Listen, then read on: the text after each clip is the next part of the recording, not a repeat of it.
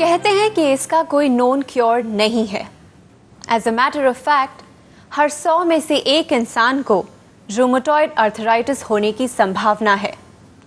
Rheumatoid arthritis, इसका शायद सिर्फ एक ही क्योर है, वो है सजग रहें, जागरूक रहें। नमस्कार, मैं हूं अंकिता भार्गव, आपकी होस्ट, और आपका स्वागत करती हूं जॉइंट प्लस में। इस एपिसोड के जरिए हमने एक जंग छेड़ी है रूमेटॉइड अर्थराइटिस के खिलाफ, और एक बार फिर से हमारे साथ मौजूद हैं famous rheumatologist doctor Atul Gattani ji. चलिए स्वागत करते हैं डॉक्टर साहब का। Welcome doctor Atul. नमस्कार। वेल डॉक्टर साहब, हम बात कर रहे हैं रूमेटॉइड अर्थराइटिस के बारे में।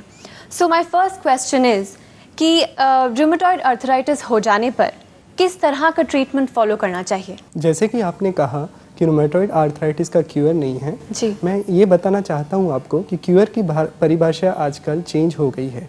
जिससे हम देखते हैं साधारण सर्दी खांसी, इन्फेक्शन, बुखार, इन सब चीज़ों का क्यूर हो जाता है। बट आप अगर दूसरे डिसीजेस देखें जैसे डायबिटीज़, ब्लड प्रेशर, हार्ट की बीमारियाँ, एक बार होने के बाद आपको लाइफ लॉन्ग मेडिकेशन लेना पड़ता है। जी। ये सब चीज़ें कंट्रोल होती है, और अगर सक्सेसफुली हम ये चीज़ों को कंट्रोल कर दें तो उसको क्यूर बोलते हैं। तो वैसे ही अगर रूमेटॉइड आर्थराइटिस को हम सक्सेसफुली एक स्टेज तक कंट्रोल कर दें तो उसे क्यूर बोलते हैं। मेन रूमेटॉइड आर्थराइटिस में मेडिसिन जो अपन देते हैं वही इलाज है। इसमें कई प्रकार की मेडिसिन अवेलेबल रहती हैं। इसमें बहुत सारे कॉम्बिनेशंस यूज़ किए जाते हैं। हम इनको बोलते हैं डिसीज़ मॉडिफाइंग ड्रग्स। तो जैसे ही अगर रूमेटॉइड आर्थराइटिस किसी डॉक्टर के पास जाता है, बेसिकली रूमेटोलॉजिस्ट के पास जाता है, रूमेटोलॉजिस्ट उनको इवेल्युएट करते हैं, उनको देखते हैं, समझते हैं कितने जॉइंट इन्वॉल्व है, कितने सिविरिटी है, उनके ब्लड टेस्ट, उनके साइन सिम्टम्स हैं, वो देखते हुए उनको ट्रीटमेंट चालू करते हैं। तो इसमें शुरुआती दौर में कुछ दर्द कम करने की दवाइयाँ रहती हैं, बट वो मुख्य इलाज नहीं है। इसमें बेसिकली डिसीज मॉडिफाइंग ड्रग्स करके एक ड्रग्स रहते हैं। तो प्राइमरी ट्रीटमेंट में दर्द कम किया जाता है और सेकेंडरी ट्रीटमेंट में ये ड्रग से डिविएट किया जाता है? नहीं, जैसे रूमेटॉइड आर्थराइटिस का पेशेंट शुरुआत में आता है, जब उसे काफ़ी दर्द रहता है तो थोड़े समय के लिए हमें दर्द कम करने की मेडिसिन देना पड़ता है, जिसको बोलते हैं non steroidal anti inflammatory drugs. ये दवाइयाँ कुछ 2-3 महीनों के लिए दी जाती हैं, और उसके बाद जैसे ही कभी अगर रूमेटॉइड आर्थराइटिस का ज़्यादा दर्द बीच बीच में होता है पेशेंट को, तब दी जाती है। बट ये non steroidal anti inflammatory drugs ये मेन ट्रीटमेंट नहीं है। मेन ट्रीटमेंट है disease modifying anti rheumatic drugs, और बाकी और कुछ दवाइयाँ रहती हैं।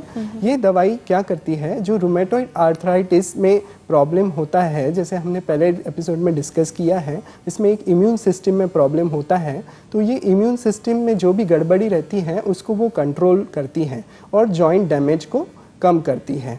तो इसमें काफ़ी सारी तरीके की ड्रग्स रहती हैं। ये जो हम अभी कन्वेंशनल ड्रग्स यूज़ करते हैं उसको डिसीज़ मॉडिफाइंग ड्रग्स बोलते हैं, जिसके मैंने आपको नाम बताए। और कुछ और नई ट्रीटमेंट्स हैं जो जिनको बोलते हैं बायोलॉजिकल ड्रग्स।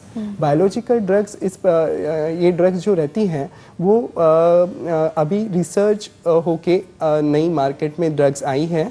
ये काफ़ी एडवांस ट्रीटमेंट है रूमेटॉइड आर्थराइटिस का, जो कि रूमेटॉइड आर्थराइटिस का डैमेज काफ़ी हद तक कम कर देती है। और ये अगर हमने जल्द ही रूमेटॉइड आर्थराइटिस में चालू करी तो नियर अबाउट नॉर्मल जॉइंट्स हमें देखने को मिल सकते हैं। खैर, ये तो हुई दवाइयों की बात। तो क्या जो लाइन ऑफ ट्रीटमेंट है वो दवाइयों तक सीमित है या नौबत सर्जरी तक आ सकती है? जैसे मैंने कहा कि रूमेटॉइड आर्थराइटिस की मेन ट्रीटमेंट दवाइयाँ हैं, तो जैसे ही मेन इसमें है कि जल्द से जल्द इलाज चालू किया जाए। जी।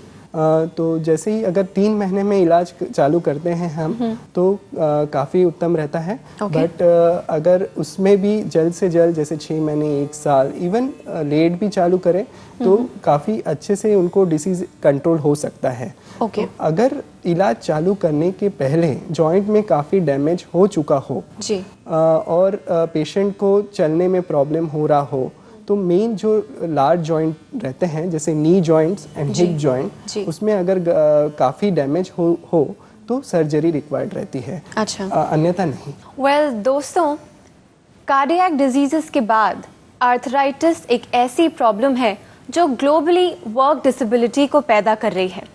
वर्क डिसेबिलिटी मतलब ऐसी बीमारी जिसकी वजह से आप अपने काम पे ही ना जा पाएं।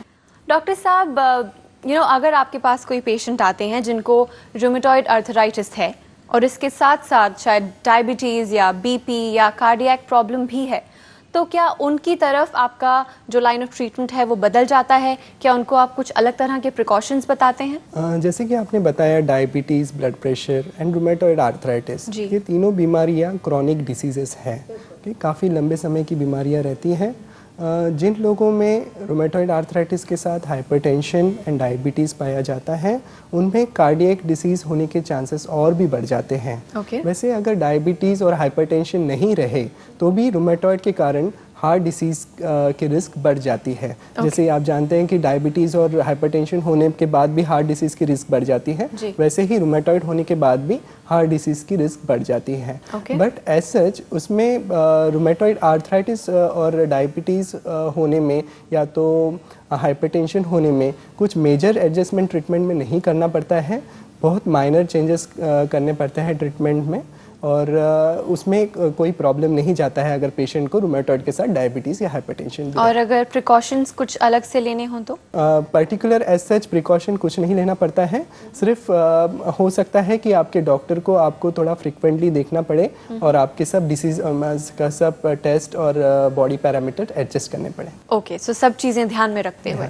वेल, एक और बात आपसे पूछनी है, वो ये है कि क्या रूमेटॉइड आर्थराइटिस बच्चों को भी होता है? हाँ, रूमेटॉइड आर्थराइटिस उसे बोलते हैं juvenile arthritis. Juvenile arthritis. So ना कि रूमेटॉइड आर्थराइटिस। रूमेटॉइड आर्थराइटिस एक प्रकार है संधिशोथ का। इसके काफ़ी और भी प्रकार रहते हैं। तो रूमेटॉइड आर्थराइटिस के साथ बाकी सब भी आर्थराइटिस बच्चों में हो सकते हैं।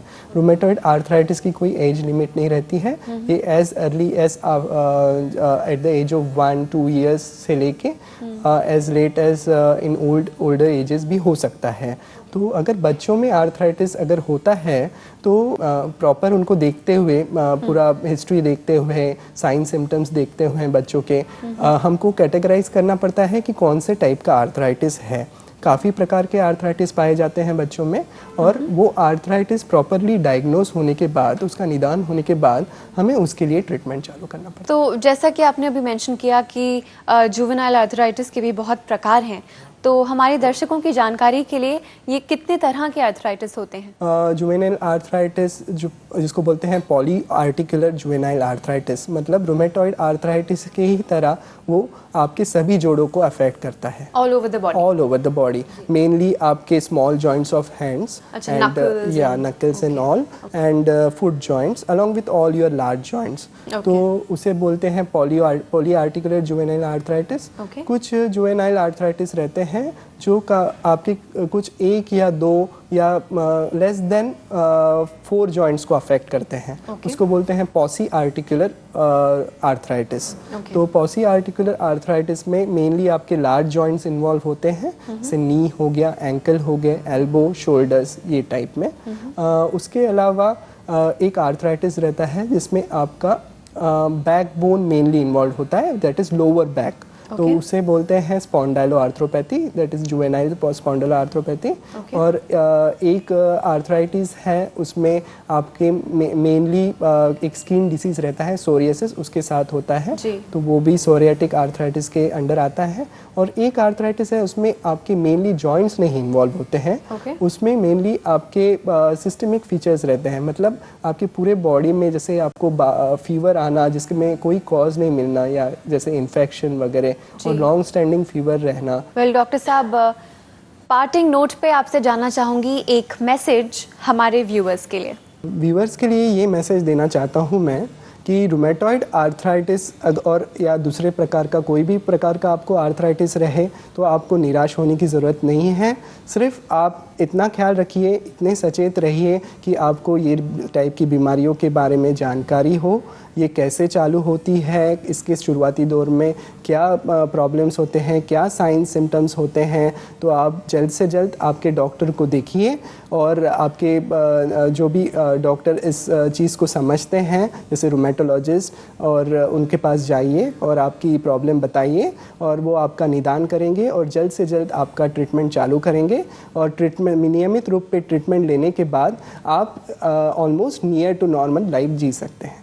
Doctor Atul, thank you so much, आप हमारे शो पर आए और हमारे साथ इतनी सारी जानकारी शेयर की। Thank you so much. Thank you very much. Like, share, subscribe for more such informative videos.